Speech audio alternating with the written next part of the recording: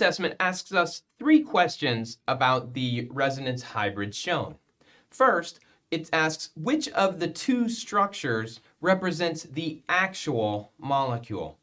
The answer to that question is neither or both. Right? This is not the structure of the molecule, and this is not the structure of the molecule. The concept of resonance is that both of them together represent the structure of the molecule.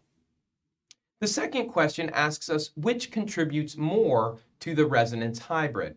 If we look at the difference between the two, it really comes down to where this pair of electrons is. Here, the electron pair is on nitrogen, and here, the electron pair is on carbon. While we would rather have the lone pair on nitrogen, there's another factor in play here as well, and that is that the structure on the left has no charge, the structure on the right has 2 charges.